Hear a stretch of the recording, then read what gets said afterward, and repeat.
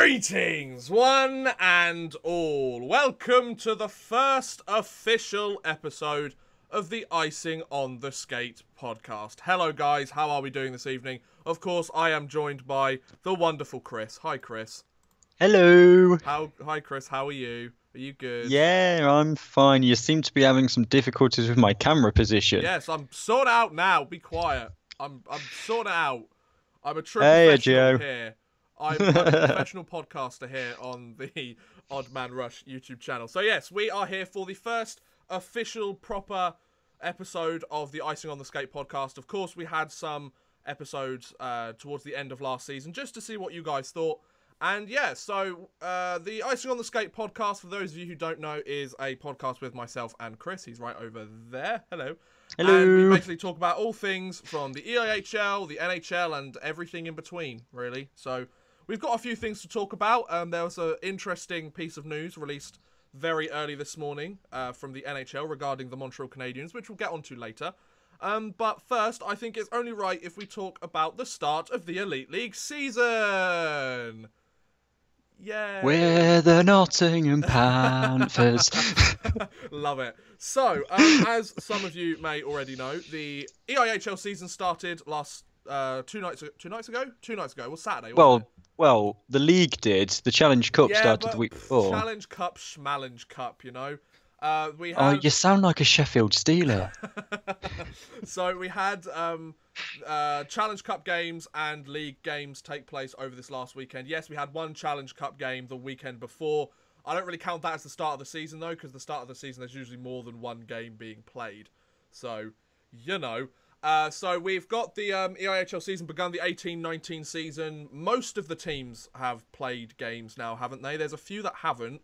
Cardiff haven't yet, but we'll get to that later because they were a bit busy this weekend getting destroyed by Burn. But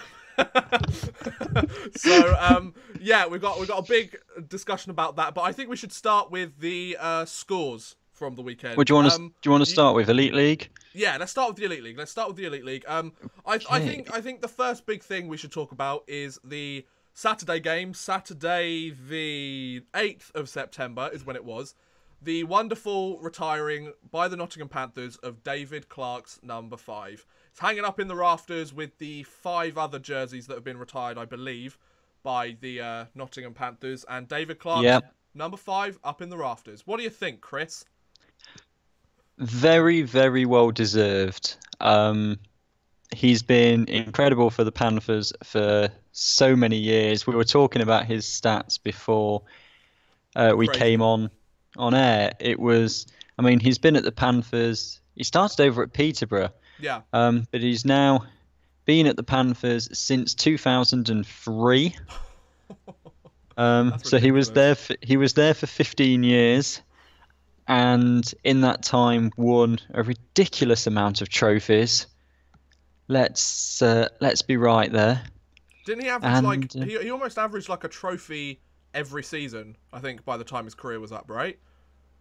Yeah, something along those lines. So it was almost there, yeah. So he won the cup in 2003, 2004, the playoffs in 06-07, the cup again in 09-10, then the cup and the playoffs in 10-11, then in 11 and 12 it was the cup and the playoffs, then in 12 and 13 it was the Grand Slam, then in 13-14 it was the Challenge Cup, then in 14-15 it was the Earhart Conference, but you know, 15-16 again cup and the playoffs, and then of course 2016-17 there was just that, you know, European history Continental Cup that the Panthers did. Oh yeah, minor details.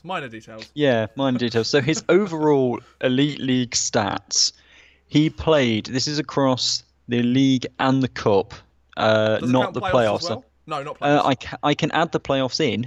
Do you want to do them afterwards? I don't mind. You choose, okay, Chris. so I'll let you choose. In the league, 605 games, 295 goals, 277 assists, 572 points. Okay. That's at a points per game of 0.95. Wow.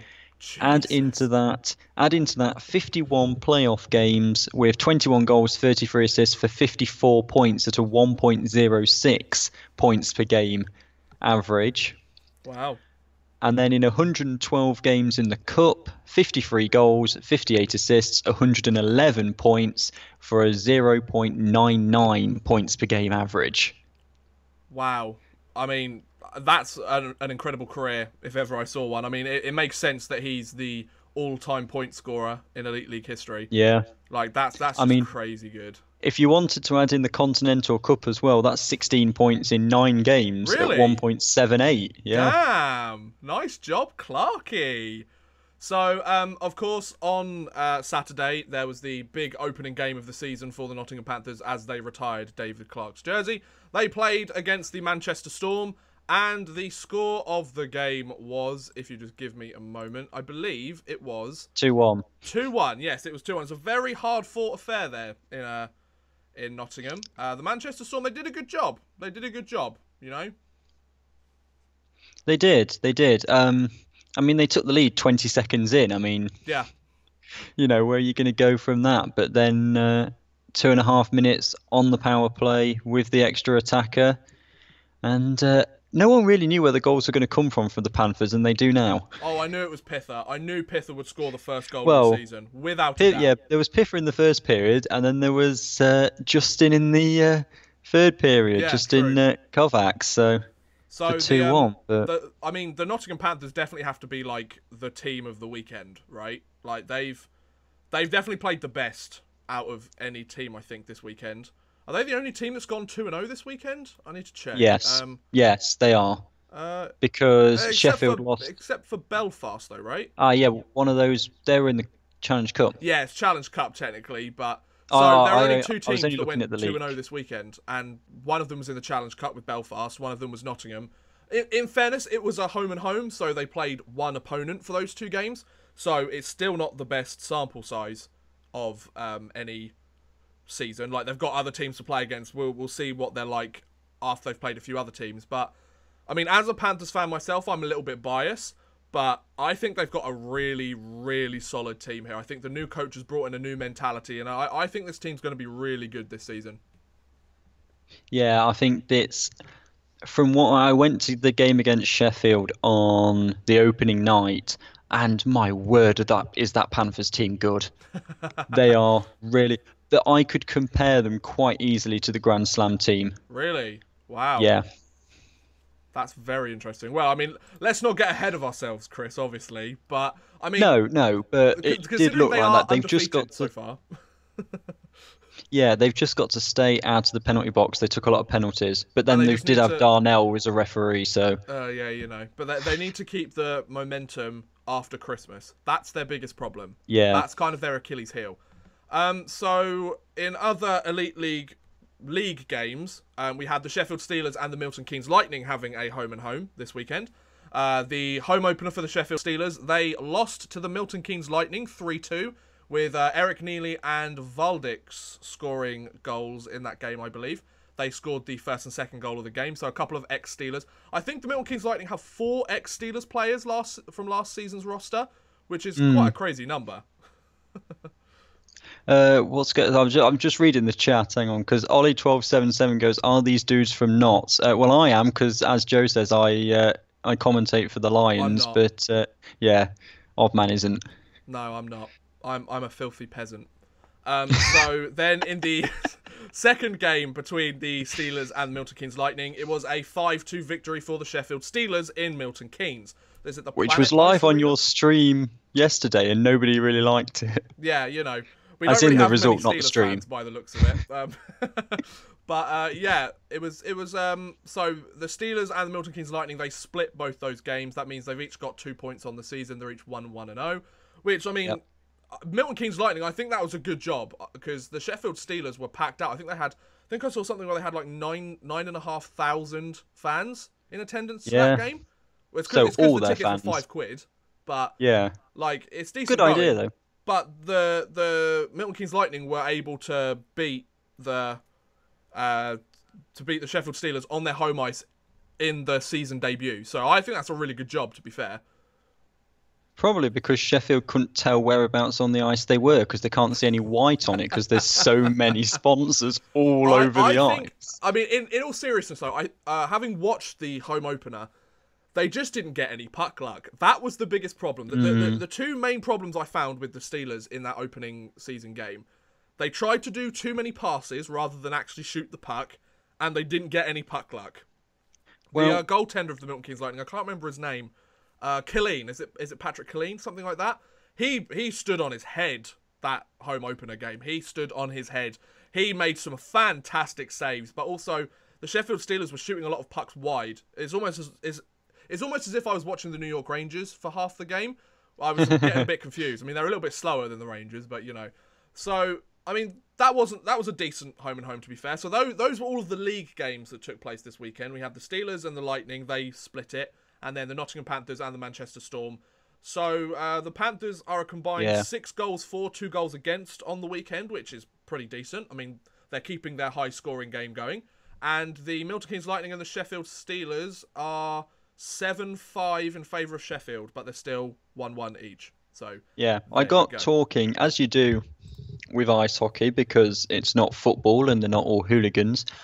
In the car park after the game against Sheffield, I got talking to a Sheffield fan as we queued up to pay and display. Of course. And he said that he doesn't think that Sheffield will really do anything this season. They'll get like 4th or 5th. I mean, I don't know. He wasn't happy with his team. The only thing I would say is it's too early. I think it's too early to assume the worst for your team. It was after one game. After one game, but one Challenge Cup game.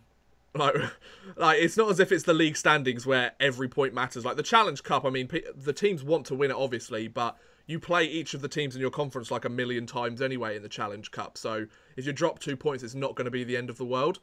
So, and plus that was the first time both of those teams had actually like iced for a proper game, quote unquote. So yeah. I mean the thing with the Challenge Cup is that everybody, apart from the team that comes bottom, gets through. So losing the first game out of like 6 is no biggie. Exactly, and I think we're going to be making some predictions later on. Just a little teaser on what's happening. Yes, we are, aren't we? In a little while, but there's find some paper from somewhere. Yeah, there's a lot of I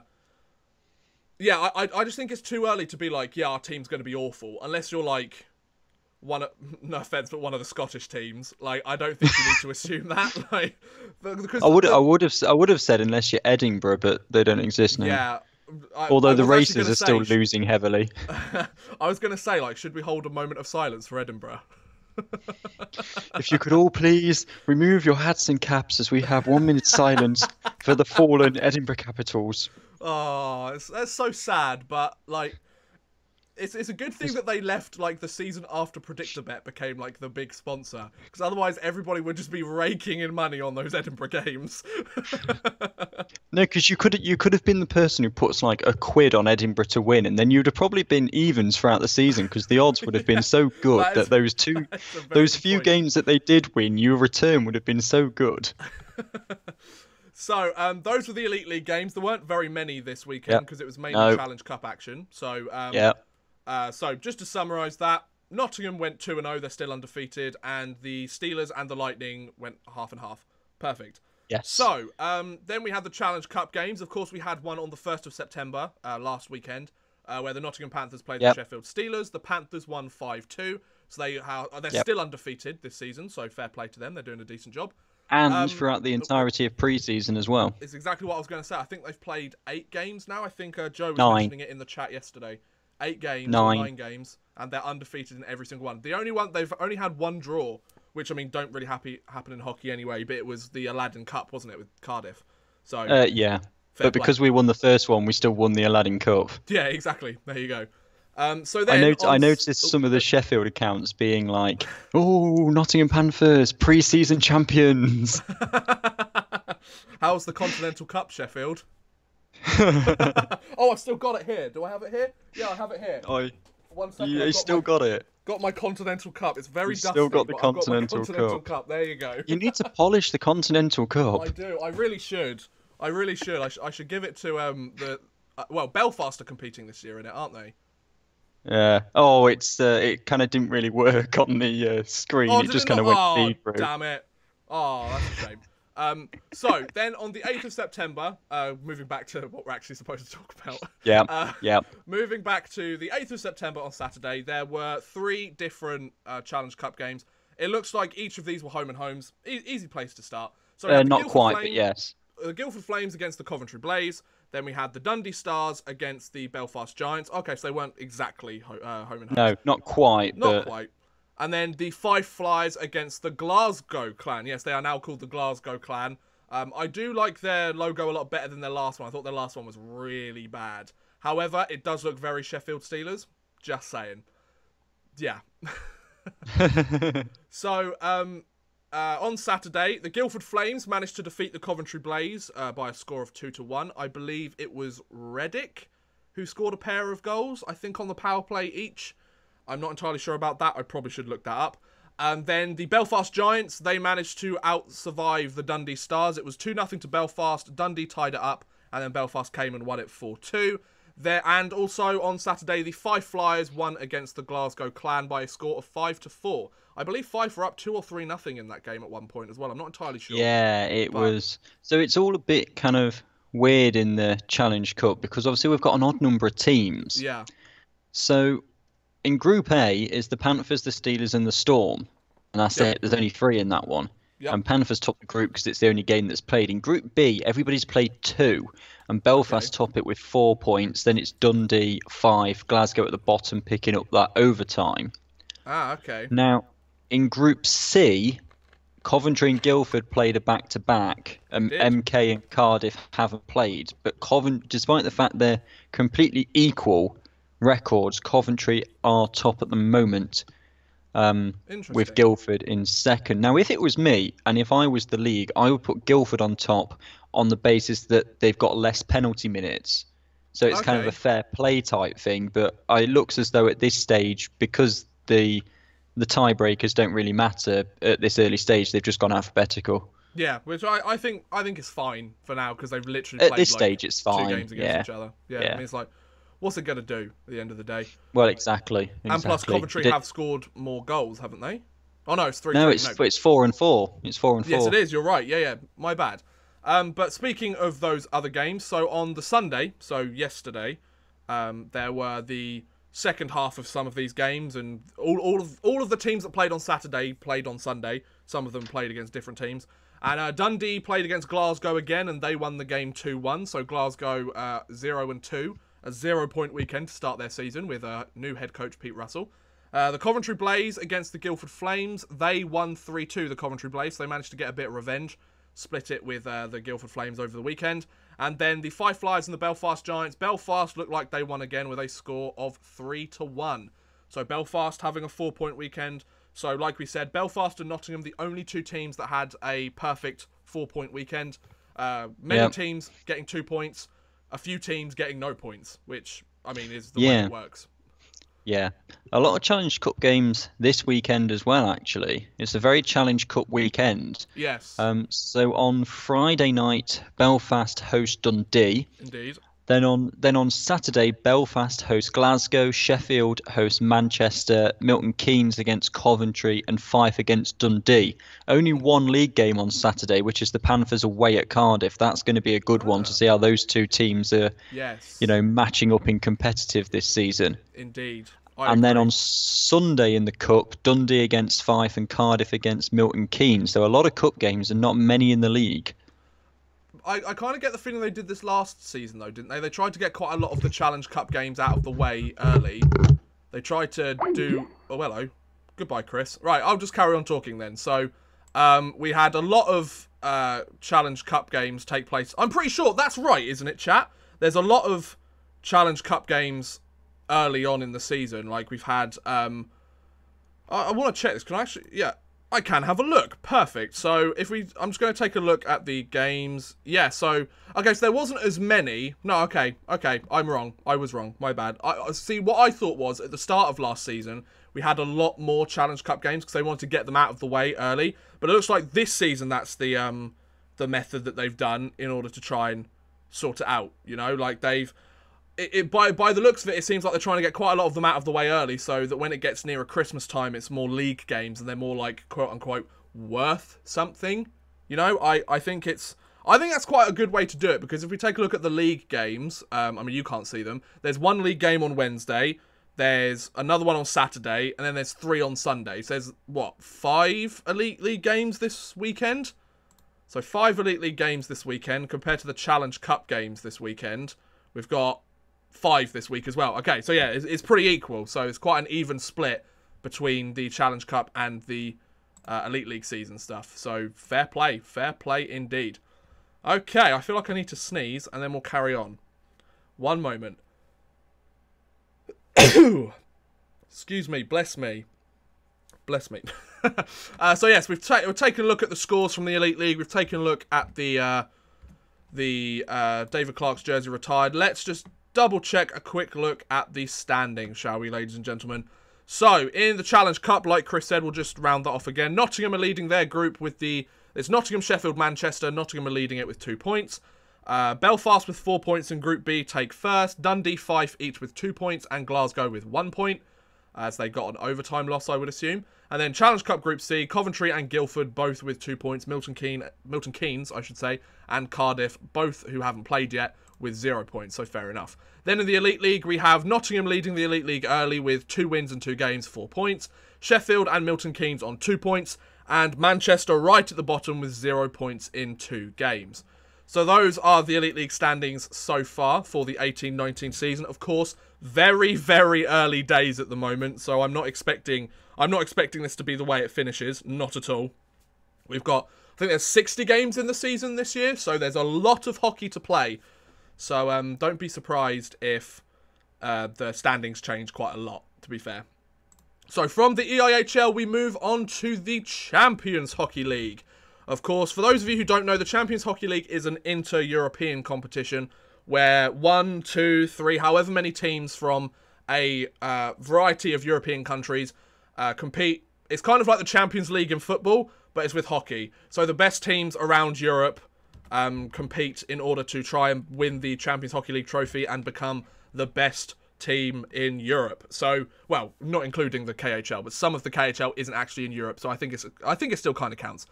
So the first big thing that happened, let's be honest, is the what am I talking about? Yeah, so last season the Nottingham Panthers did very, very well in the Champions Hockey League. They made it through to the playoffs. They topped their group against TPS Turku, Mountfield HK, and SC Bern, which is pretty good. And then we had the situation of Cardiff were also in it last season. However, didn't really have the best time last year. They won a couple of games, I think, but they did okay. They did okay. I mean, considering British hockey is way down there in the pecking order, they did relatively well. They gave it the best chance they could. So fair play. Oh, is this Chris coming back? Oh, hello. Chris. How are you? Welcome back. Right, basically what happened was my granddad decided to let himself in our house and shout up the stairs, which with my headphones on made me suddenly think we were being burgled. No warning. He just let himself in the house to bring my mum some flowers. And I was just perfect. Like, and all I hear is this shout up the stairs. And I'm just like, what on earth is going on? So that is perfect. So you just picked us up on talking about the Champions Hockey League. I was just talking about last season where the Cardiff Devils, they played okay, but they didn't really do that amazing. I think I've got their stats here, actually. They went 2-4 in their 6 games in the group stages. Win percentage of 33.33 recurring percent, so not too bad. Okay. However, this season, they're not doing so well. They've been up against SC Bern, the Vexo Lakers, and who's the other team in the thing? Chris, help me out here. Chris. Salzburg. There you go, Red Bull Salzburg. So they're the teams that they're playing against, and yeah, they've played 4 games so far, and they have a 0-4 record. They have not won a single game so far. Some of them have been close, but they really haven't done very well. They've got 8 goals scored to 15 conceded, so they're not doing very well on the goals department. No. They have 1 overtime loss, so they're going 0-3-1 technically in the Champions Hockey League.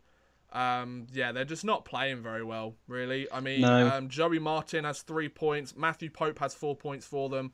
Michael Hedden has 4 points for them as well. So they've got some guys putting up points, but there's quite a lot of guys that haven't got a single point yet, to be fair. So Yeah, I mean, Bern have already qualified from that group. exactly, have they already topped their group? Like they're guaranteed. They've not topped it, but they're definitely top 2.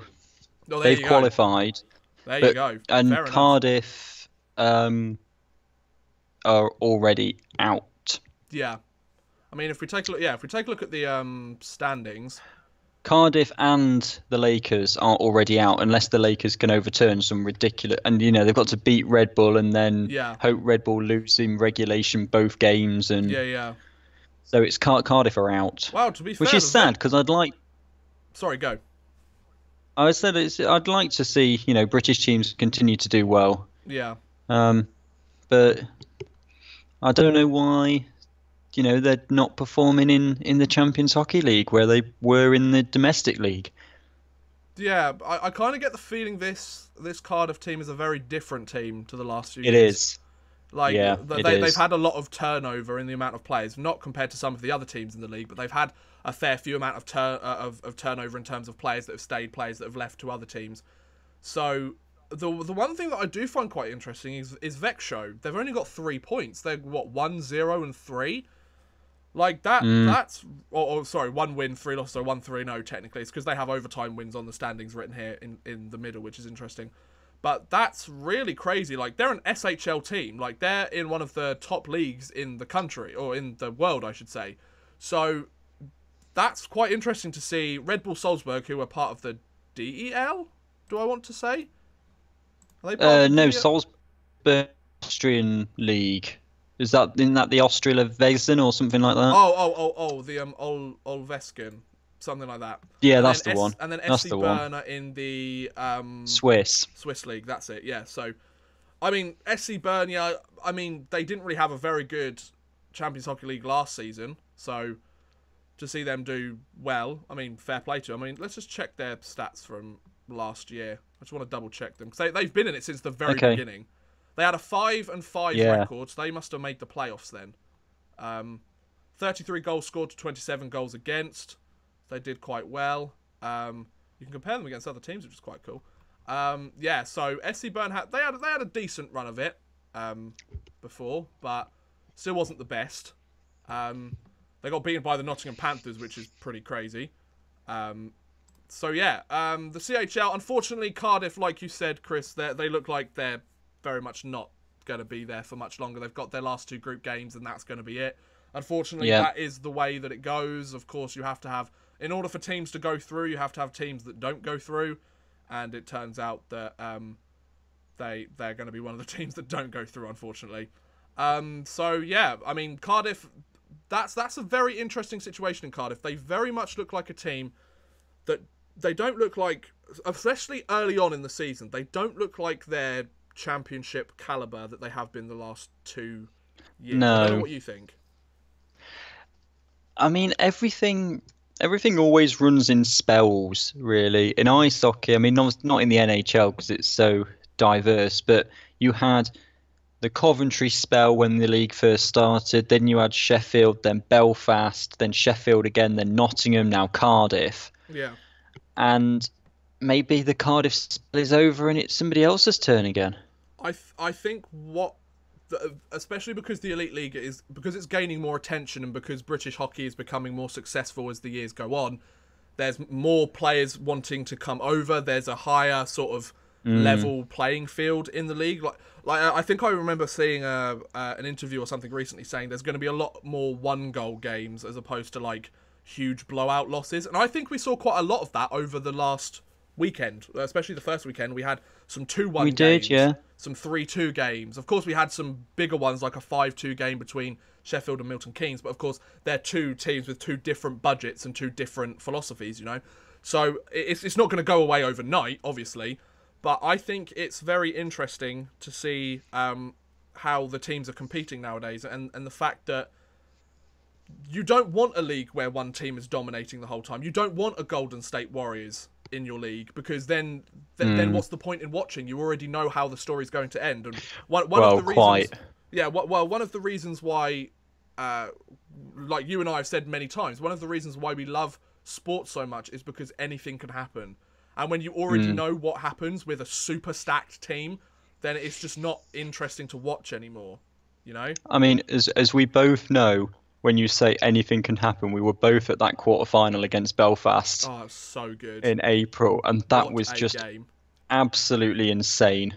That's what's amazing about sport. Yeah, exactly. Like, anything can happen. It's like the Sheffield Steelers put up a tweet earlier today or yesterday, like, their 0.1 second goal against the Nottingham Panthers happened a year ago, either today or yesterday. Like, that's the sort of stuff that you love, even as like a Nottingham fan or whatever. I mean, Sheffield are my second team, obviously, but like, regardless, it's pretty crazy to see like 0.1 seconds left. Nobody could have predicted that. Nobody could have predicted that with 0.1 seconds that Sheffield would break the tie and win that game. Sure, it was only a Challenge Cup like group stage game, so at the end of the day, it didn't really like mean much.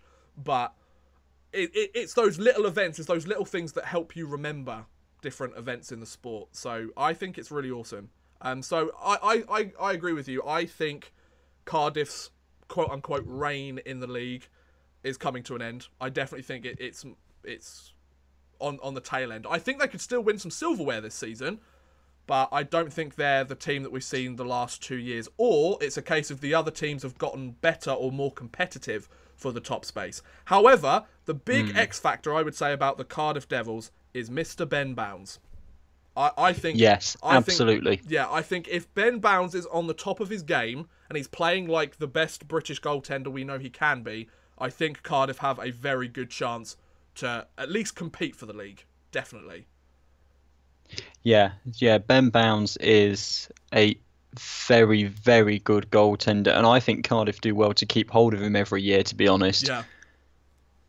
But I mean, Ben Bounds might not be playing in the most like conventional market or the biggest market, but I mean, they've won 2 back-to-back league titles. I think that speaks for itself. It's a case of like, if you're going into contract negotiations with a guy like Ben Bounds and going, do you want to win more trophies? Then you don't have to move. Just stay here, you know? Yeah, exactly. I think if Cardiff go trophyless this season, they might have a job to keep him. Yeah, that's a good point. So yeah, so that is that's the CHL. That's Cardiff's chances this upcoming season. So now, what I want to do before we move on to any other league, we're gonna do a few predictions here. Right? Hang on, paper. Predictions. So I've got a list of questions. We can have a little bit of a chat about them as we go along. We'll take them one by one. Why not? Okay. So predictions. Okay, are you ready? These are all elite. We'll go for by it. the way, all elite league predictions. Okay. Right. Yep. Okay. So, cool. Chris Gadsby. Hello. Predict for me who will win the league. I'm not going to give you an easy one to start off with, mate.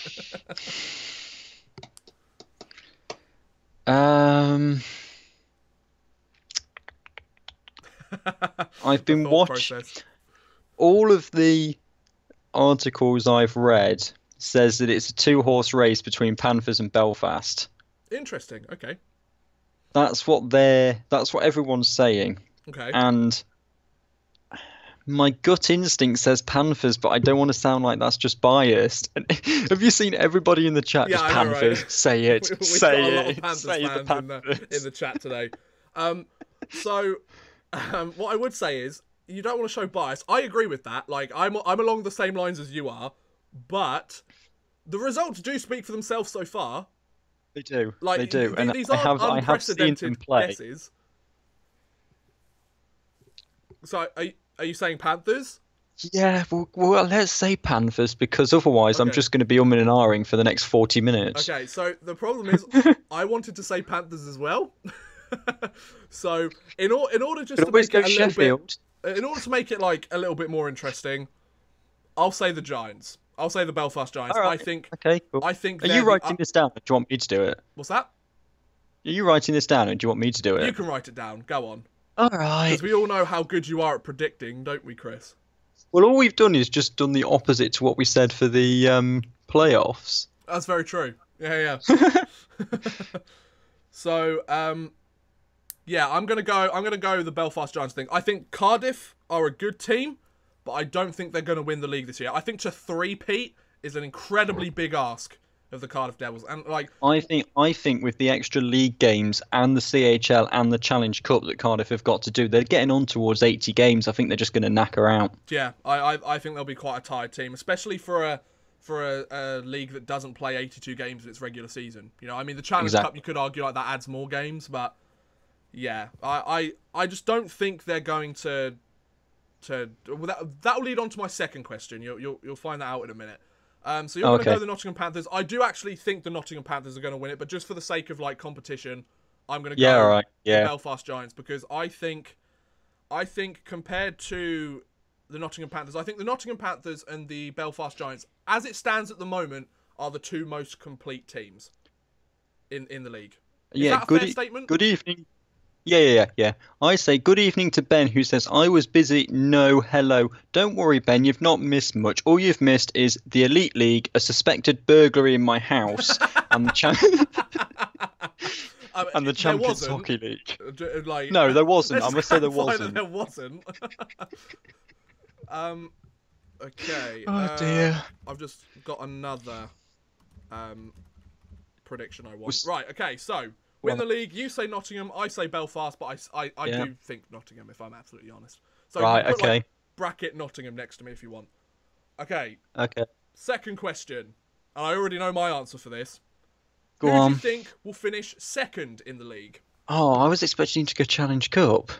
Oh, no, that's another question. All right. Now, you see, if I'm just going with what I said a minute ago and I say it's a two-horse race, I should go with Belfast. Okay. And... is that your final answer? Yeah, I'll go Belfast. Okay, I'm going to go Cardiff. I was toying between Belfast and Cardiff. I'm going Cardiff third. Okay. I'm thinking Cardiff will slot nicely in second. You know? All right. I'll write down third regardless because I say Devils. Who are you saying third? Third? Oh, I don't know. I only had first and second as my two predictions. Well, go for a third now. Okay, third. Either Belfast or Nottingham. I think it's going to be those three. I personally think it's. Well, you said race. Belfast to win it, so they can't win it and come third. Then bracket right. Belfast. All right. I think Sheffield fourth as well, but I'm not going to do the whole league. Yeah, I'd say Sheffield fourth as well. Okay. So I'll just put fourth Sheffield for both of us, just in case. Oh yeah, guys, in the chat, feel free to put your predictions. Yes, do that in the chat. We'll read some of them right at the end. Okay. So yeah, of this section. Yes. Next question: who will win the Challenge Cup? Remember, Belfast won it last season. I think Cardiff will. Okay, interesting. Because I think that they're good on the single game kind of shootout. Yep. And I think that by the time the Challenge Cup gets to its important stages, the Panthers will try and focus on winning the league, apart from the fact they want the Grand Slam as well. But I think Cardiff might just do it. Okay. I was thinking Cardiff as well. I'm stuck between the three teams again. I'm stuck between Cardiff, Nottingham, and Belfast for it. I really do think it's a three-horse race. I mean, quite a lot of things are saying two-horse race, but like I said, if Ben Bounds plays well, then Cardiff are in it. You know. So you've gone Cardiff, right? I'm gonna go. I went Cardiff. I'm gonna go with Nottingham. I'm gonna go Nottingham. You know what? I think they've got a team capable of doing it this season. The early results are promising. They've got a lot of talent up front. They've got some very stable defense. As long as Garnett remembers how to be a goaltender after Christmas, I think we'll be okay. Yeah. Is the next one the playoffs by any chance? Yes, it is. Who will win the playoffs? Nottingham. You think Nottingham's going to win the playoffs? Oh, I wanted to say that as well. Well, you can do. You know what? I'm going to throw in a curveball here. Go on. This is my hot take. Odd Man Rush's hot take of the night. I'm announcing it here, ladies and gentlemen. Not that I want it to be the case, although, you know. I think... Watch him come out with, like, Coventry or something. No, don't be silly. I think the Sheffield Steelers are going to win the playoffs. Okay. They have been proven to be very good in the playoffs, history has shown. And I think they're the sort of team, they're very much like the New York Rangers in this sense. I use them as an analogy all the time because they're the team that I know the best. They have a bit of a slow start. And I know that this is an excuse that quite a lot of Steelers fans have said, but I'm not using it in this example. I think they're a team, there are a lot of players from a lot of different places that don't really know each other very well at the moment, so they're still trying to find that chemistry with each other. They're still trying to find the stuff that works for their team. They're still trying to find their quote, identity, to use a shitty word like that, as a team. So I think once they get a bit more familiar with each other and once they start rolling, which they definitely will, like they've got some good players in that lineup, let's be honest. I think by the time the playoffs roll around, they'll get like a fourth or fifth finish in the league, because I think it'll be a week. But I think their early beginnings and sort of being a bit inconsistent will come back to bite them later on in the league. I think at the end of it, I think the Steelers will win the playoffs because they're a very good playoff team. Like you said with Cardiff, in one game situations, they do play quite well. They do. So what we're saying then, Elite League predictions is I've got Panthers for the league and the playoffs and Cardiff for the Challenge Cup. Okay. You've got Giants for the league, but really you want Panthers. Yeah. Panthers for the Challenge Cup and Steelers for the playoffs, but really you want Panthers. So basically you want Panthers to do the Grand Slam.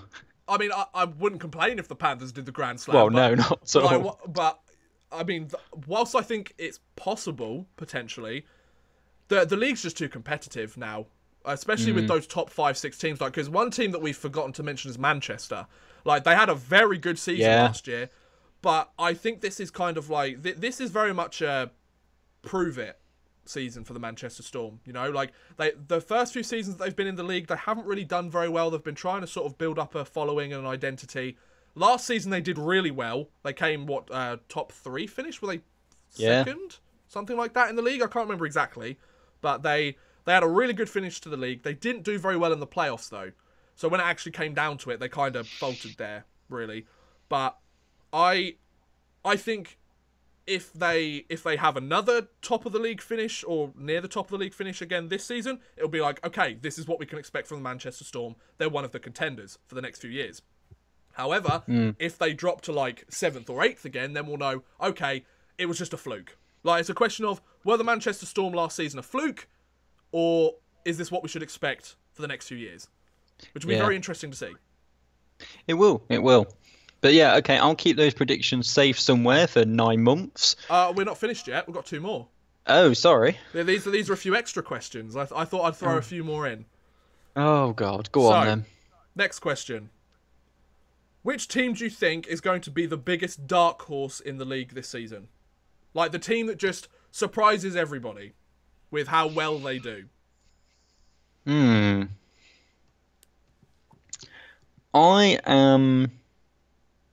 going to say Milton Keynes on that one. Interesting. Okay. Because they've already shown they can beat Sheffield, one of the top teams. They've got very strong between the pipes with Mika Viekman. Their players are ex-Steelers. Well, so I'm going to say Milton Keynes. Okay, interesting. I think that's a fair pick, actually. I think of the 11 teams in the league, that's a good one. However, I'm going to go with the other expansion team last season, the Guildford Flames. Guildford. I think the Guildford Flames are going to have another really good season. I think they're going to build off last season. They've managed to keep all the players that made their season last year successful. They managed to keep all of them. Some of them on 2-year deals as well, I might add. And they've managed to add in the likes of Eric Lindhagen and some of the other players that they've brought in. Like, they have some decent players down there in Guildford. I mean, I've been a very big supporter of Guildford quite early on since they joined the league, to be fair. Like, after they had the first few weeks in the league and they were doing okay, I knew that they were going to do quite well this last season. Especially the way that they were kind of like wheeling and dealing their players. The players that weren't really fitting in the scheme, they were getting rid of them and bringing in guys that they knew would fit. And that worked out for them because they finished, 6th in the league for a first year finish, like that's incredible.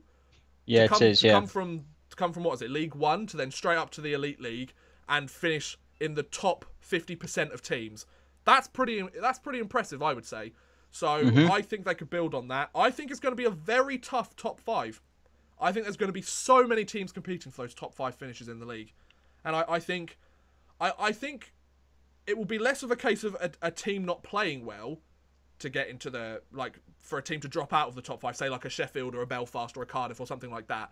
Like, I think it'll be less of a they had loads of injuries and didn't play very well, and more of another team just played better than them, which I think is where the league is going now, which I'm quite happy about, you know? Yeah.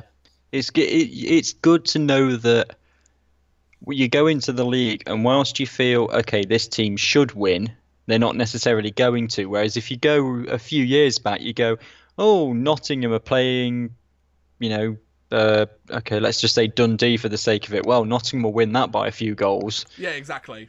There's a lot more parity between the teams. Yeah. Final prediction then? Okay. The best signing this season. Oh, I thought you were going to go with who's going to finish bottom. Oh, okay. That's another interesting. We'll do that after. All right. So best signing. That's not really a predict. Are you going? So I mean, yeah, but what do you classify as best signing? So, do you go for the one who's? For example, if the Elite Ice Hockey League, well, I mean, they kind of do, but they have like the Player of the Year award. Oh right, okay. So we're not doing it on like who got the most points or whatever. I mean, that could be part of it. That could be your reason for it. Okay.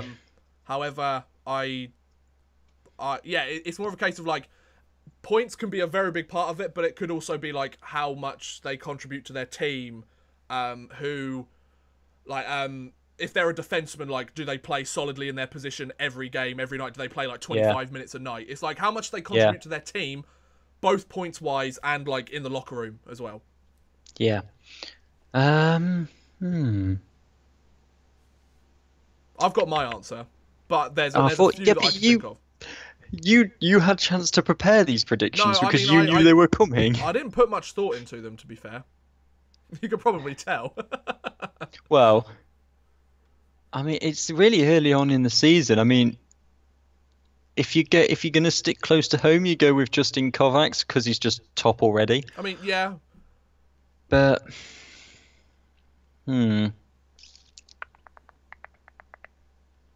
It's all right. Take your time. Getting interesting. Can I go for Rich Chinomaz, and it doesn't have to be an on-ice player?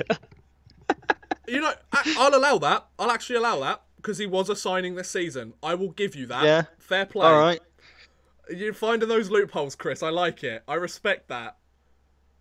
Okay. He's not going to win Best Player of the Year, but if he wins Coach of the Year, I might claim that. I mean, the question I put was best signing this season, so. That's true. That is true. That fits under the category, so fair play. However, Who are you going I'm going to say, I mean, please let me know if this is a little bit like cheating. I don't think it is, but hear me out. Luke Pither. And the reason I say that is that cheating because he was in the league last year for like half the season. Because he technically did re-sign with the team to stay, so he is a signing this season. However, he did play last year, so I think that's. I thought I'd ask, you know. Well, yeah. I mean, I'll let you have it because you're letting me have a coach. So no, but then again, yours fits under the category, whereas it's not exactly just this season. Right. Well, I'll tell you what. Let's ask the chat. Oh, okay. Yes, chat. Let us know. So in the chat, is Hayden allowed Luke Pither because it's a re-sign, not a fresh signing? Yeah, I mean, we'll give you a minute while we do the who's going to come bottom, and then we'll go with the majority. Good idea. So, I think I've got another one for if they don't count it. Okay. I'm gonna go Aaron Johnson for the Sheffield Steelers. I think he's gonna be good. Okay. So who's your team bottom? My bottom team. Okay. This is an interesting one. It is because now Edinburgh have gone. It's not. Yeah, I mean it's not a lock-in. Yeah, you're right. Okay, so I think. I've got two choices. I have, and they're both Scottish, which is unfortunate. Interesting. Okay, one of mine's Scottish. I I think I know think who the other one of yours is going to be. who? Well, based on the other teams that are in England, I think your other one's going to be Coventry. Damn it. Yeah. So my two choices for bottom of the league are either Coventry or Glasgow. Okay, let me just write those. But I'm going to go Coventry. I'm going to go Coventry as my bottom team. I just don't think Okay. they've done enough. Like, I mean, they did bring in some players, obviously, like this off-season and everything like that. They brought in players. They're just not... I mean, I didn't really look too much into them, to be fair, but they didn't really seem like the same sort of calibre as some other teams. See, I was going to go for Dundee or Glasgow. Okay. So, well, I'm giving you both, so I might just write down Dundee/Glasgow. Okay. Um, I'm just circle but the yeah. one that you think it is. Like, circle Coventry for me. Yeah, well, I've put that top. I think. Okay, right. So you think Coventry? I'll go Yeah. with Glasgow. I think. Okay. Interesting. Right. So the chat say it's 2-1 in favour of yes, you are allowed pivot. So Hey! we'll Luke Pither! we'll Love give you it. that one right. So those are the predictions done. I'll keep those somewhere. Yes, thank you. And Now. also, yeah, in the chat, let us know your predictions. Yeah. What we got? Dundee for bottom. Fife. Dundee. Fife. Okay. Matt Ginn is the signing of the season. I mean, Yeah. if he plays like he did this last weekend, I think that's a fair point. He'll keep Manchester in some very key games. Shanomaz. Hey Felix, how you doing? Hedden, Linglet, a couple of Devils players. Justin Kovacs. Yeah. Yeah, I mean Kovacs has played quite well so far. I think that's the good thing about Nottingham. Like, if one player starts to cool off in their goal scoring, they've got like 4 others that can step up and get Yeah. hot, which is quite good. Which is kind of the same as how Cardiff have won the league recently, I would argue. So, okay. Ben says so, signings of Blood or Hedden. Yeah. nice. Yeah. Okay. Decent. So, to move on, we've done the EIHL, I think, now. I think that's a fair assumption, right? Yeah. We now move We've on got a to... couple- Oh, we've done the CHL as well, actually. We've now done the move on CHL. to the NHL. Yay. We've got somebody who's been a very naughty boy. What? Oh, I yes. thought Sorry. Yeah. I was like, are you talking about the chat? What's going on? So, No. I'm actually going to start with the most recent bit of news, which took place this morning. Yes, go for it. So, for those of you who don't know, there was a trade between the Montreal Canadiens and the Vegas Golden Knights that took place at 1 o'clock Eastern Time this morning. 1 a.m., I think it was 1:30 a.m., something like that. There's a trade that took place. The captain of the Montreal Canadiens, Max Pacioretty, has been traded to the Vegas Golden Knights in exchange for forward Thomas Tatar, forward prospect Nick Suzuki, and a second-round pick in the 2019 NHL entry draft. Wow, is all I have to say to that. Yeah. Just to give you a bit of context on Pacioretty, he scored 37 points, 17 goals, and 20 assists in 64 games with Montreal last season, missing the final 18 games of the regular season with a knee injury.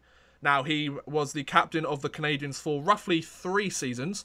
He had 1 season remaining on a 6-year contract and is set to become a UFA on July 1st next year. The interesting thing is, this has been a very big talking point, potentially since the trade deadline last season. There was a big question, would he get traded? Was this going to happen? Then there was the whole situation where he didn't get traded. Then there was a question, would he get traded at the draft? It's essentially been, when's he going to get traded? Because there's been a lot of talk of whether he's been interested in staying on the team, whether the team are interested in keeping him. So, yeah, very interesting. He said he didn't want to negotiate a long-term contract with the Canadiens once the season had started. He was interested in negotiating before the season started. So all of the off-season and at the moment, the season hasn't started yet. Starts early October, I believe. Yeah, the regular season starts 3rd of October, it says.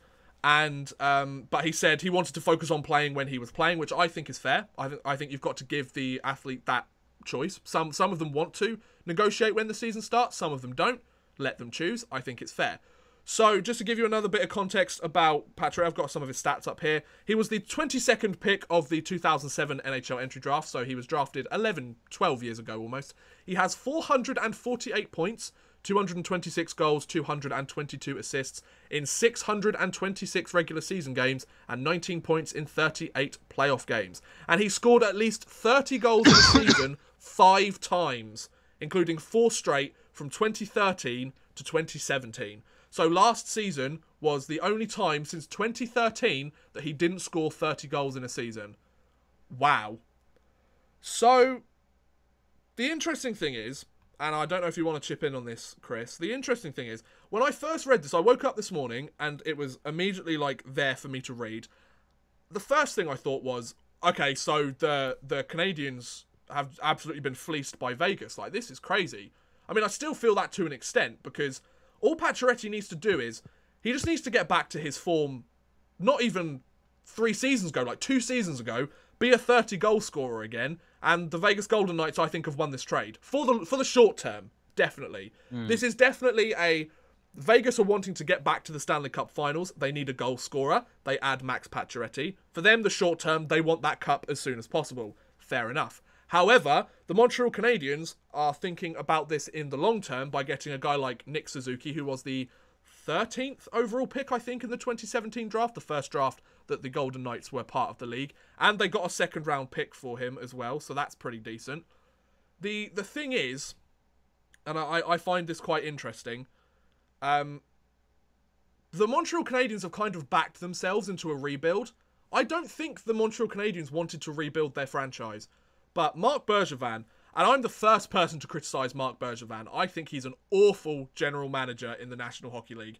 He is definitely, arguably, if not the worst GM in the NHL at the moment. I will go on a limb and say that. Because, the Subban-Weber trade, if that's not a reason, let's be honest, that's an awful, awful trade.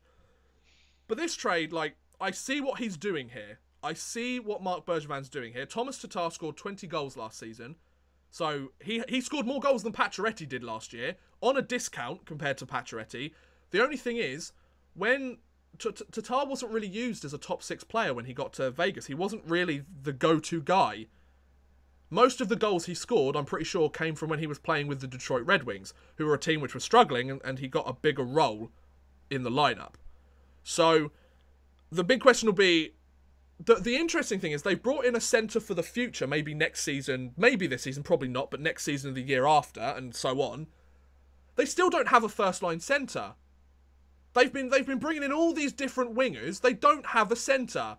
Carey Price is going to be worked really hard this season. He's not going to get any days off. He's going to have to play like a Vezina Trophy goaltender for 60 games a season in order to guarantee that the Canadians make the playoffs. I'm going to be completely honest. I don't think the Canadians are making the playoffs this season. I wouldn't be surprised if they didn't. But if they do, like the Cardiff Devils, I think it's because of Carey Price. Because he recovers from his injury and he climbs back up the standings in terms of goaltenders, and he establishes himself as one of the best, if not the best, goaltenders in the league at this moment in time. I can see what Bergevin's doing here. He's getting a short-term answer for Pacioretty in Thomas Tatar. Whether that works out is a different question. He's getting a future first-line centre, just like their third overall pick this draft in Suzuki. So he's getting centres for the future, getting that first and second-line centre. And he's got himself a second-round pick in 2019, so that's also quite helpful. However, he's not helped the fact that they don't have a centre. Jonathan Drouin is their best centre. And he got put to centre last season because they didn't have enough centres. It just doesn't make any sense to me. I mean, that's a bit of a... Can I just interrupt with breaking signing news for the Manchester Storm? Hello. Who have secured the signing of Dylan Anderson, who is a former Edinburgh Capitals player. Wow. He spent the summer in Australia with Melbourne Ice. Oh, hello. And somebody just subscribed. Thank you very much for subscribing. Appreciate it, bud. Sorry, carry on. And so the Storm have added Dylan Anderson. Nice. Who arrived at Edinburgh last year. where he'd made 50 appearances, 46 points, and then over the summer it was 27 points in 20 games. He's expected to arrive in Manchester ahead of their game at Sheffield in the Challenge Cup on Saturday, where he will wear number 19. Ah, well, there you go. So a bit of signing news there. Thank you to Ollie1277 for bringing that to our attention. Thank you very much, Ollie. Appreciate it, dude. So yeah, Chris, what do you think about this whole Pacioretty trade? I mean, similarly to you, definitely in the short term, Vegas have won this. Yeah. Like entirely, because you know what you're going to get with Pacioretty as long as he's back fit from his injury. Yeah. Montreal. Yeah, I mean, they were always one. I mean, I'm being a Maple Leafs fan. I'm always happy if another Canadian team is going to let us take several points off them. But again, you've got a pick for next year where you're still only going to pick somebody that's 18 or whatever. Yep. So you're not going to reap the rewards of that for years to come. I mean, and conventionally, yes. Like, I agree with you to an extent. However, there could be the small chance that this does actually turn out to be... I mean, for example, there was an interview with Ollie Uelevi of the Vancouver Canucks on the NHL website that I read yesterday. And I think 5 defensemen in his draft class are already in the NHL. I think he was drafted 2016. And that's including... It's a gamble, though. Mikhail Sergachev, Charlie McAvoy... and I can't remember every single one, but those were the 2 big names that were there. It's a gamble though, because it's only a second round pick, and where in the second round is it? Well, I suppose they don't know yet, do they? It will be wherever Vegas plays. So, for example, if Vegas go back to the Stanley Cup Finals, it's basically going to be a 3rd round pick. Yeah, exactly. So it's a big gamble. It's a very big gamble, but then again, that's the draft in general. I would also argue, like the draft. Well, yeah. Unless you're guaranteed to get a Connor McDavid or an Austin Matthews, like it's always a gamble. Like past the first sort of 5 picks in the draft, maybe past the first like 15, it's a gamble for any team because there are ex first round picks that are playing in the Elite League, for example. Like not all of them pan out as these big NHL players that stay there for 15 years and have a long successful Hall of Fame career. You know? Yeah. But yeah, so that's a very interesting trade. I think Pacioretty will play quite well on Vegas, provided they continue from their success last season. I think we'll need to see it first. I think that was pretty good. Thomas Tatar, he's very much, for the short term, the X factor in this trade, I think, so far. Thomas Tatar. Suzuki, it depends where he pans out, and it depends where that 2nd round pick pans out. For example, if both of them are busts or they never make the NHL, then I definitely think that Vegas have won this trade. Yeah. Well, and, like, they've won the trade. No, go on. Go for it. Oh, no, you go for it. Well, I was going to say they've won the trade, but because of other news surrounding them, they've lost out for a good quarter of the season. Yes, that's very true. But that's moving on to the next topic, so I was going to let you finish what you... Chris. Beautiful. I know, that's... So, this was a week, 2 weeks ago, something like that. I've actually got the thing here. It's September 2nd, so it's about a week ago. Yep. Nate Schmidt has received a 20-game suspension from the NHL for violating its policies on performance-enhancing drugs. Yes. Now, the NHL didn't specify what he tested positive for, but there was 7 billionths of a microgram per milliliter, which the Vegas Golden Knights are saying is so minute they couldn't possibly have given him any sort of advantage whatsoever. Yep. And so the ban is a bit harsh and he's been tested numerous times throughout his career without doing a positive result. He says he didn't know that he took it. He also said that it's consistent with environmental contamination that he couldn't possibly have prevented, but he's been banned for 20 games. So here's where I stand on this. I feel for Nate Schmidt. I really do. I really feel for Nate Schmidt. I think I think the most important thing that people need to realize about this is he's never tested positive for anything before. This is a first time offense. Yeah. And of course, it's very much his word against the leagues at the moment. I believe he's had the appeal process, and they rejected the chance to lower the suspension. I don't think the suspension should be this long. However, I think within the league's performance enhancing substance program, I think it's kind of like, it's probably one of the clauses in there that says the minimum suspension for anything like this, blah blah blah blah blah, is 20 games. So I don't think the league necessarily wanted to give him 20 games.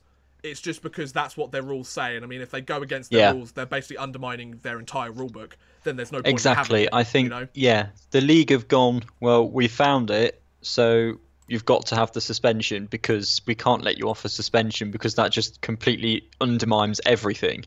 Exactly. It's just a real shame. I don't have, to be honest, like, I believe Schmidt. Like the letter that he wrote, it was very well written. It was very sophisticated. It was very proper, quote unquote. I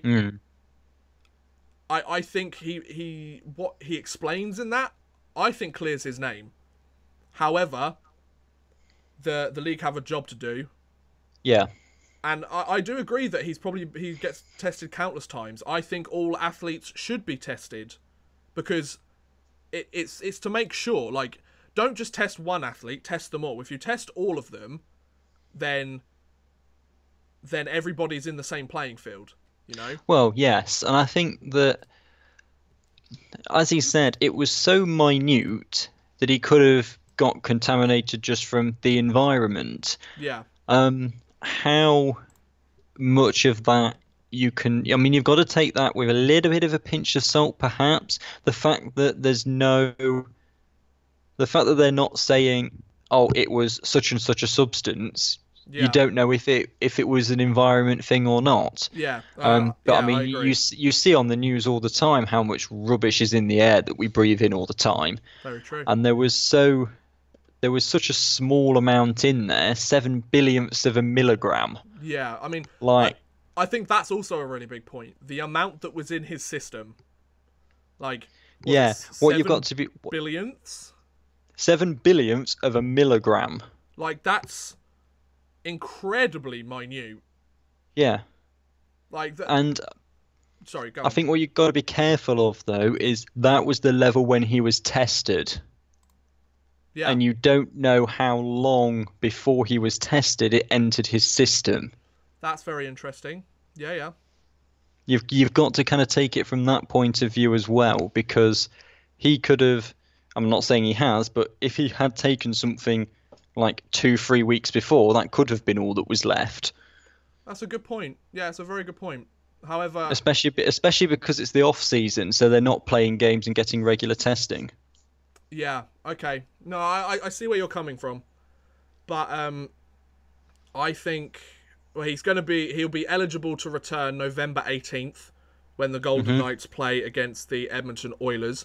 So yeah, that's basically a quarter of a season gone. He's going to be able to play a max of 62 games. I don't think it will affect him too much, because it seems all of the fans are on his side. All of the fans, well, the majority of the fans, from what I've seen on social media and everything, are very much behind Nate Schmidt, and they want to appeal they kind of want to get a movement going to appeal Nate Schmidt's suspension, which I'm all for. I think a 5-game suspension, maybe. I mean, to be honest, no suspension at all, I think, would be correct. For example, all they have to do is go, we're not going to suspend you, but we're going to give regular, weekly, 2 times a week testing. Just up the amount of testing that they do. Because then that will prove if he's taking something, there'll be a time where there's more than 7 billionths of a milligram in his system, like you were saying. Yeah. Surely that's the best way to do it, because they've got time until before the start of the season. Like, pre-season stuff starts this week coming up. We've got a lot of pre-season stuff. And there's a lot of like the rookie showcases and the Traverse City tournaments are taking place this week. Next week, they've got, this week coming up, they've got all the preseason games starting. Like there's one in China, for example. Don't know why. It's because they want to play hockey in China, I guess. But yeah, I think the best thing to do would be to test him up until the regular season, and if he's tested to have nothing else in his system, or just test him for the entire season. I'm sure Nate Schmidt, I mean, I don't know the guy personally, but I'm sure he would prefer having those 20 games back if he could be tested every few days, or every day, or every game for illegal substances, you know? Like, I'm sure he wouldn't mind going it all costs money for them, though. I mean, Nate Schmidt is But they do...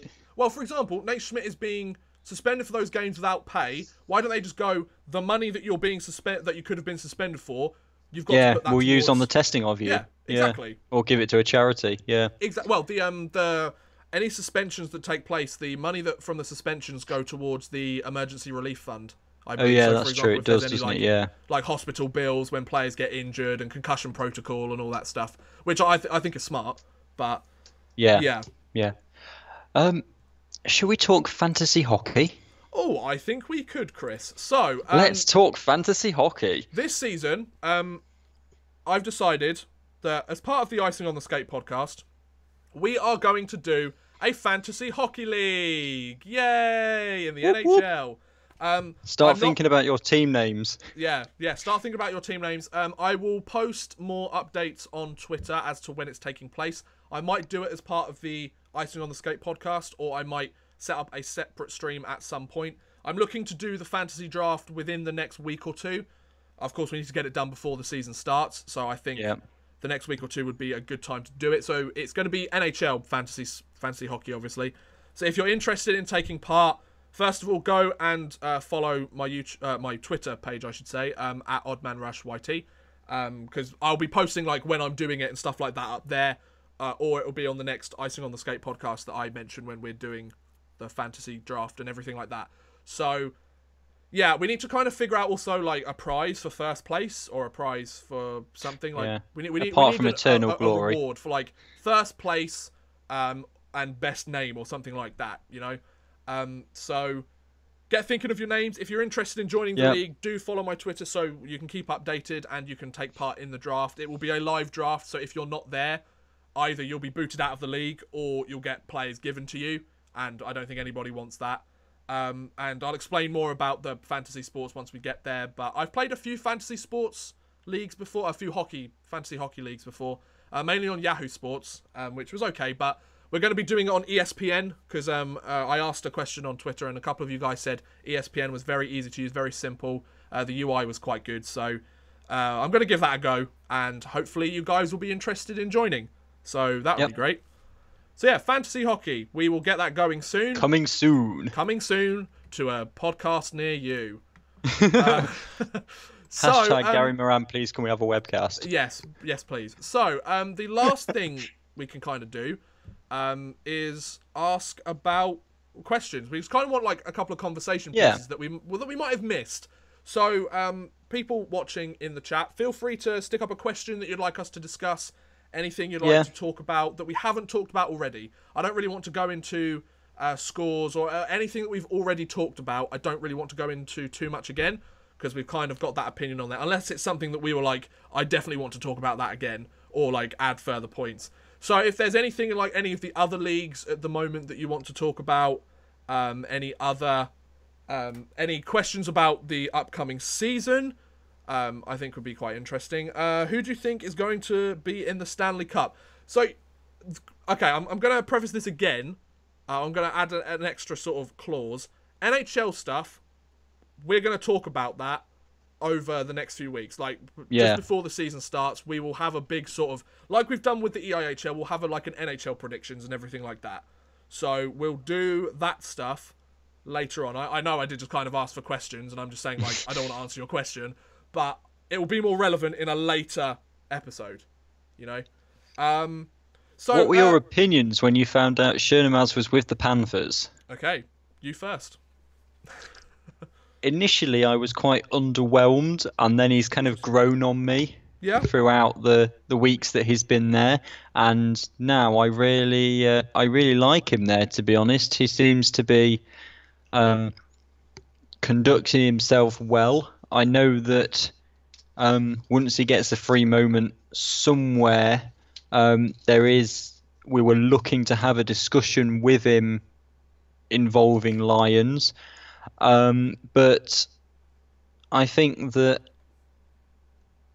as long as we give him a little bit of time, we can't expect him to win the Grand Slam in his first season, even though he might, and of It'd course be might crazy if he do. did. It would be crazy if he did. I think, but yeah, I'm quite excited. Yeah, Pluma underwhelmed in the sense of his resume is great, but he's not someone that you really. Well, see, I hadn't heard of him before he came. Same. And it was a kind of case of, oh, who's that? And it's only once you go, when I say the initial reaction, I mean like when you first read the headline, Yeah. and then when you delve into it, you go, oh, okay, yeah, Yeah, we'll go with that. When you actually read the article and realise that he's won Yeah, titles in the DEL and he's an yeah, ex-EIHL player, you're like, oh, okay, like I can get on board with this.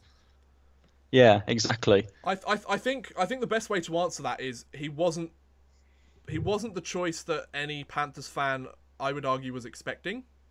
He was one of those ones that's like you said, most people didn't really know about him, so we were like, okay, who's this? Like they were more curious. I think I was very curious when it was announced that Shomaz was going to be the coach. Because I mean, there was a lot of people like, oh, put David Clark as the coach, like those No. obvious answers, and then like, oh, get Corey Nielsen. Oh, not Corey Nielsen. Sorry, he left. Get Pete Russell or something like that. Get like a more familiar coach or somebody that's more familiar with the league to join.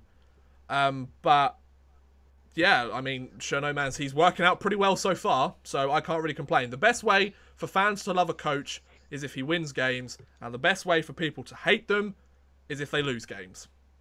Yeah. AKA Corey Nielsen. Like, I think he's a prime example of that, to be honest. Like, especially last season. Yeah.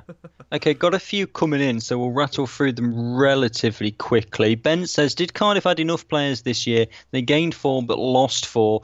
Linglet, Hedden, Blood, Dixon for Hoffam, Asselin, Paris and Crowder. Well, I mean, Hayden has them finishing second. I have them finishing third. So if you're basing them on the last couple of seasons, no, they haven't. Yeah, I think that's the sort of added bit I want to that question. Is it, have they added enough players this year to three-peat? My answer would be I don't think so. No. Have they added I enough don't. players to compete for the playoffs? Yeah, I think so. Have they added Yeah, enough yeah, players yeah. to compete for the Challenge Cup? Yeah, I think so. I think they're still competitive. I think they still Mm-hmm. have a chance to win some trophies this season. I just don't think they're going to win the league. I mean, it's not even a case of that. Winning a league trophy 3 years in a row is not an easy thing to do, even No, in the elite not league. at all. You know? Not at all. Joe and Oliver both want our thoughts on Mark Hurtubise.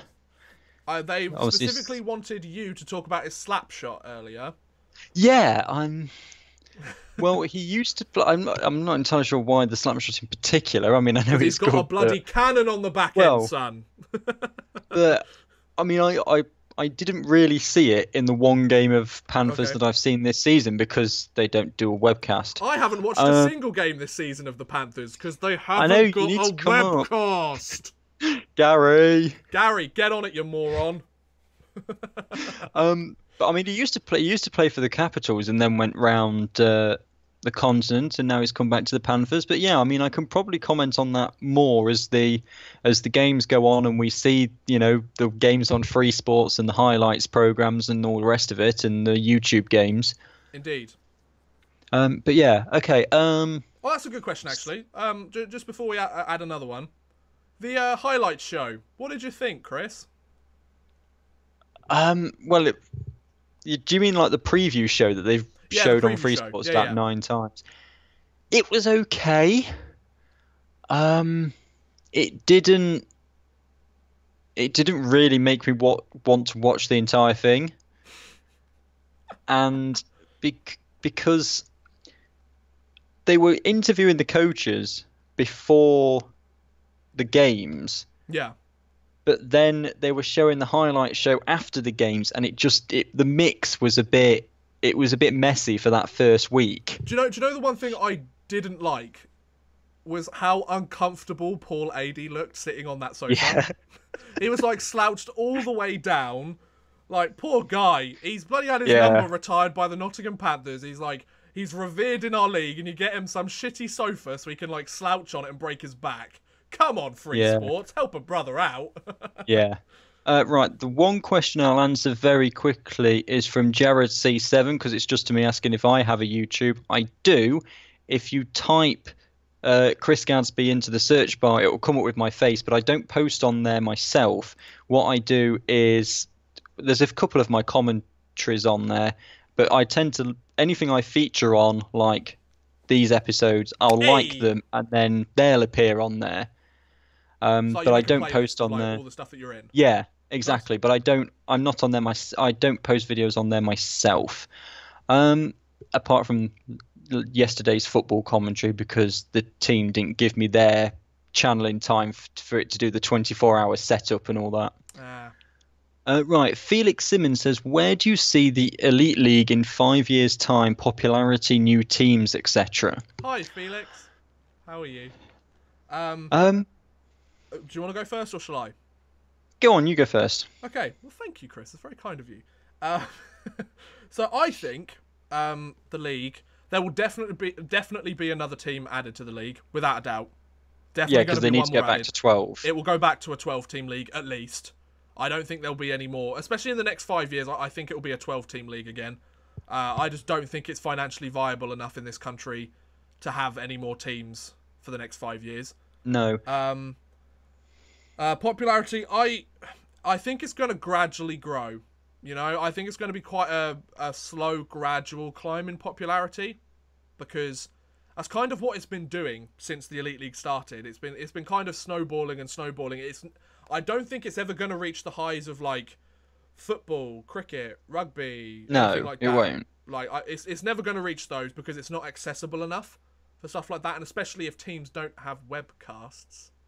But anyway, so if like I just don't see there being a situation where, because football, for example, all you need is like a patch of grass and you can play. Hockey, you need a rink and skates. You know, like there's more that's required in order to get interested in the game. You have to go to a hockey rink to play as opposed to your back garden to go and play. So it's never going to be as accessible as some of the other sports, but that doesn't mean that the fan base won't grow. I think the fan base will grow, but I think there will be a point that it caps off. You know? Yeah. I think the fan base will grow, but then it will get to the point where the stadiums can only hold so many fans. Exactly. And like the season tickets will just take up.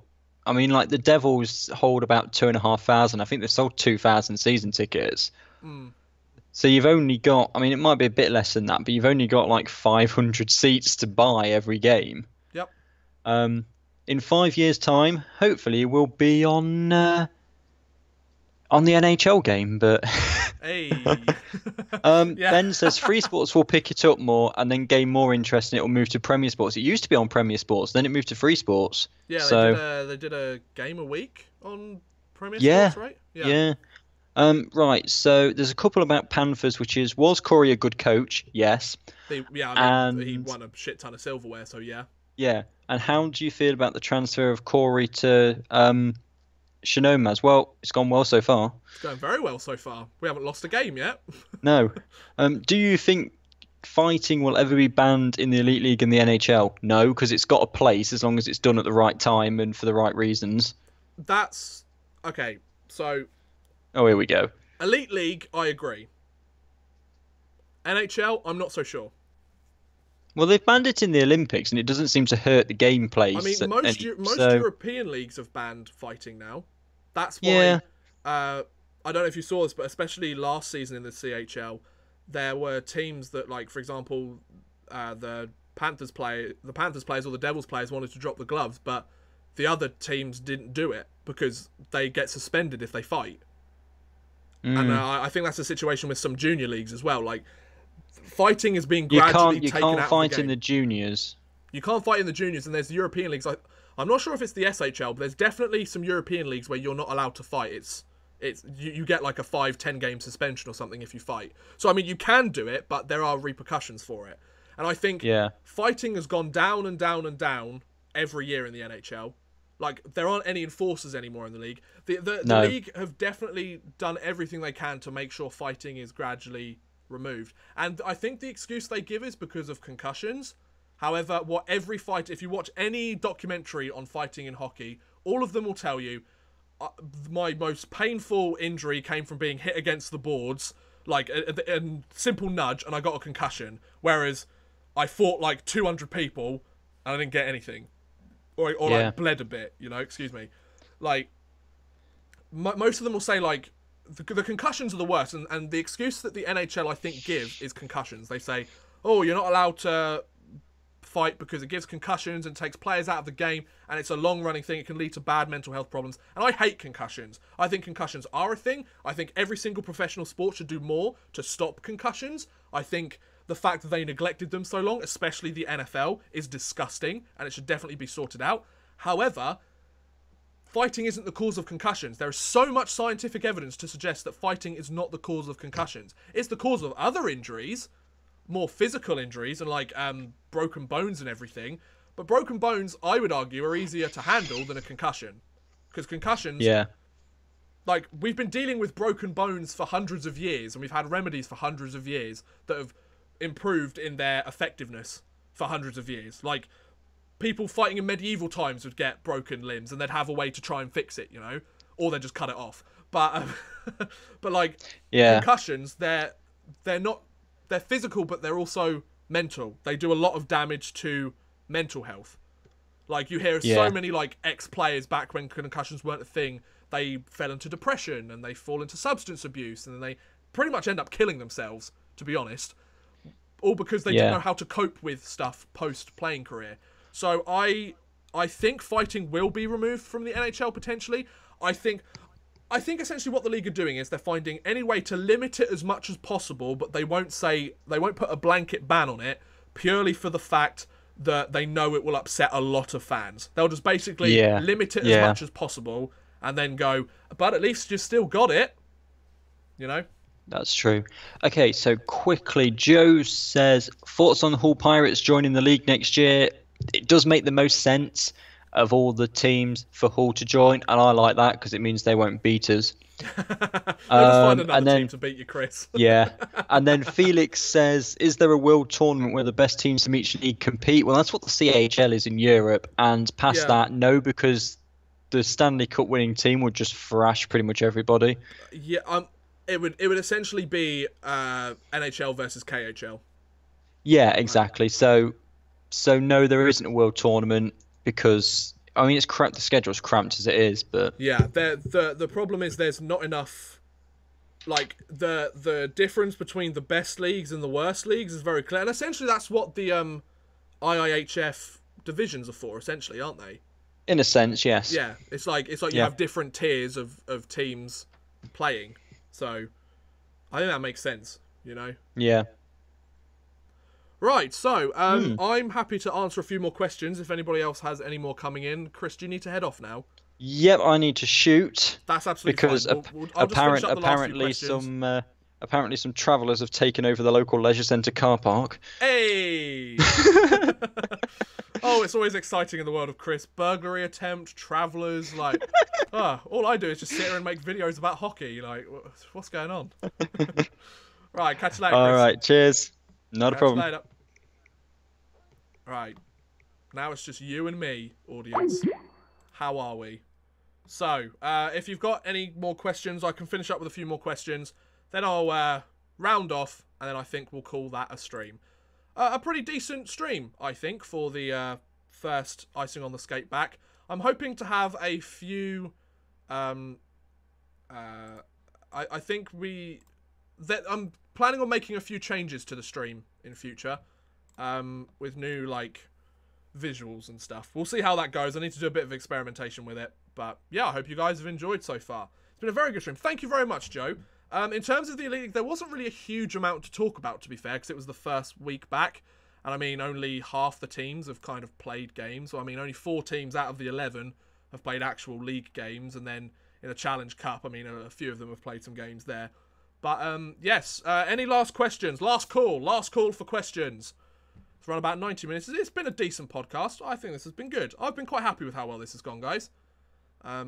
Good job. So, we could also take a look at the top players of this season so far in terms of points. I know Justin Kovacs is at the top, isn't he? Graphics could be better. Yes, the graphics are planning on being better. I'm getting some people working on some stuff for that.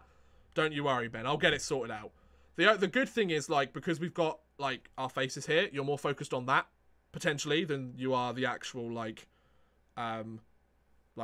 background and stuff. I mean, the background's nice. I mean, yeah, it's alright. It'll do.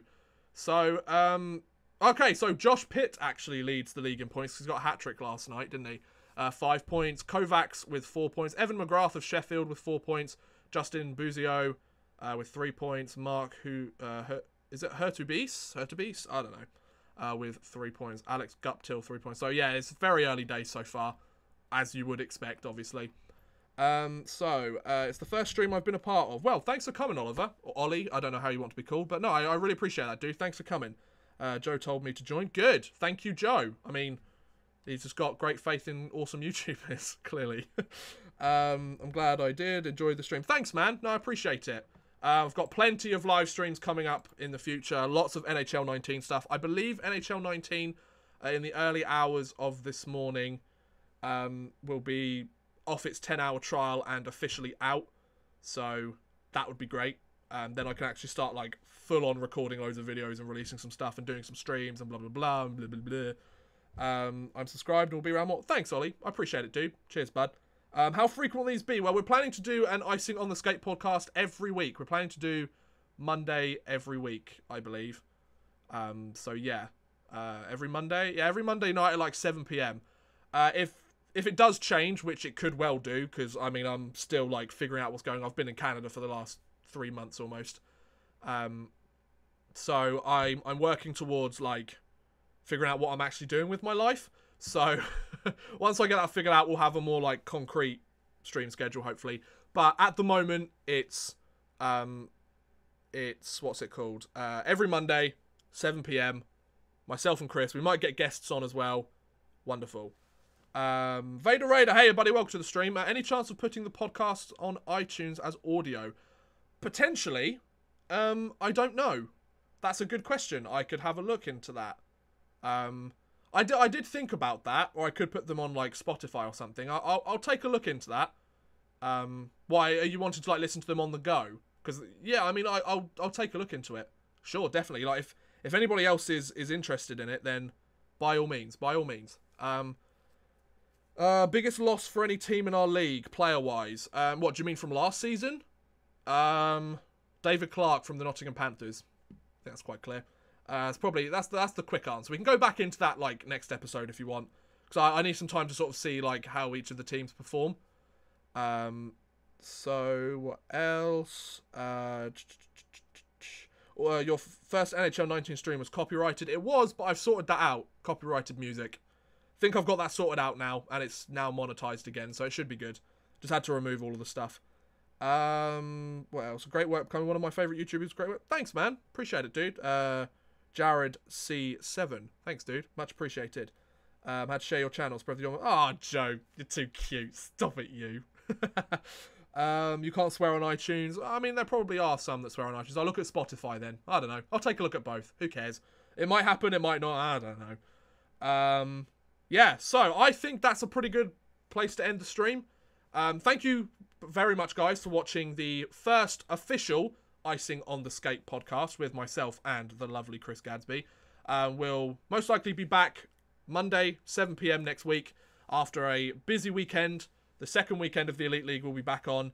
Some of the NHL preseason games will have been played by next weekend, so we've got a few more things to talk about. Maybe talk a bit about the KHL. The CHL aren't playing until October, so they're going to go a bit quiet for now. The Continental Hockey League, SK St. Petersburg won today after losing 2 straight games, so good job by them. But yeah, thanks for watching, guys. Please feel free to like, subscribe, share, check out my merch, donate to the channel, become a member, anything you want. But thanks for watching, guys, and I'll see you again soon. Goodbye! Bye!